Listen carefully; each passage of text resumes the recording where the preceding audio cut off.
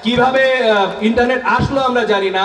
এই দায় ফেসবুকের, এই দায় ইনস্টাগ্রামের, এই দায় টিকটকের। এই ধরনের কথা তো আপনারা সচেতন শিল্পীরা বলতে পারেন না। সুতরাং সুতরাং আমি বলবো, আপনাদের যদি ন্যূনতম লজ্জাবোধ থেকে থাকে ভেতরে, তাহলে অতি সত্বর আপনারা পত্র পাঠ পদত্যাগ করেন।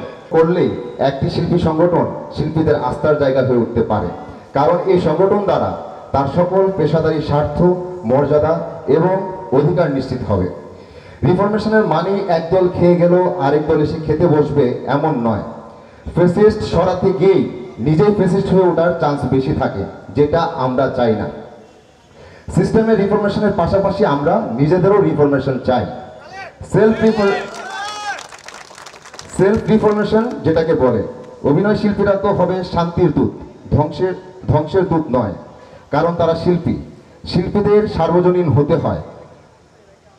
আমরা মন থেকে সৎভাবে চাই অভিনয় শিল্পীরা যেন গর্ব করে মাথা উঁচু করে বলতে পারেন। যখন আন্দোলন হয়, গণহত্যা হয়, তখন কিন্তু আমাদের মা বাবা না করছে যে তুমি বের হয়েও না, মারা যাবা। তখন কিন্তু মা বাবার কথা না শুনে আমরা বের হয়ে গেছি রাস্তায়, যে আমরা অন্যায়ের প্রতিবাদ করতে চাচ্ছি। তো ওনারা কেন ওই গ্রুপ থেকে বের হইতে পারে না? দোহাই দিচ্ছে যে আমার পেটে আঘাত করবে, আমাকে অভিনয়ে নিবে না। তো আমরা চাই, আমরা শিল্পী, আমরা তরুণরা স্বপ্ন দেখছি দেশকে ভালোবেসে দেশের জন্য কাজ করতে। তো আমরা চাই আমাদের যেন কেউ পরবর্তীতে যে অন্যায়ের বিরুদ্ধে না দাঁড় করিয়ে রাষ্ট্রের পক্ষে দাঁড়ানো, যে অন্য একটা দলের পক্ষে সাইনবোর্ড ধরায় দেব, ওইটা আমরা চাই না। আমরা চাই যে অন্যায়ের বিরুদ্ধে সাইনবোর্ড ধরায় দেব। আমি সবসময় চেয়েছিলাম আমার সংগঠন আমার পাশে থাকবে, একদম যে কোনোভাবেই হোক। আমার সবচেয়ে বড়োভাবে পাশে থাকার মানে আমি যেটা চেয়েছিলাম যে মানসিকভাবে আমার পাশে থাকবে।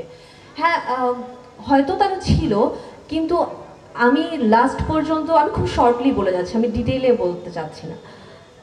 আমি যেটা চেয়েছি যে আমাদের শিল্পীরা আমরা যখন আমাদের কর্মস্থলে যাই, আমরা কি আসলে নিরাপদ? প্রত্যেকটা শিল্পী, আমি সেই প্রশ্নটাই করেছিলাম যে আমি যেহেতু নিরাপত্তা পাইনি একটা শুটিং হাউসে গিয়ে, তাহলে আমার সহকর্মীরা, আমার কলিগরা যখন তারা তাদের কর্মস্থলে যাচ্ছে, তখন এই প্রশ্নটা আমার মনে আসছে যে আমার সহকর্মীরা কি আসলে নিরাপদ?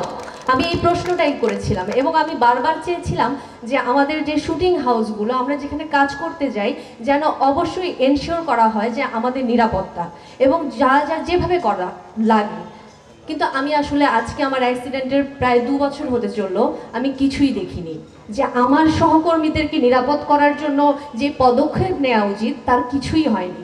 তো আমার চাওয়া সবসময় এটা ছিল, এবং এখন আমি সেটাই চেয়ে যাচ্ছি যে আমার কাজের জায়গা যেন সেটা নিরাপদ থাকে। আমি যেন নিশ্চিন্তে যেতে পারি যে আমি কাজ করতে যাচ্ছি, সেখান থেকে আমার দুর্ঘটনা ঘটবে।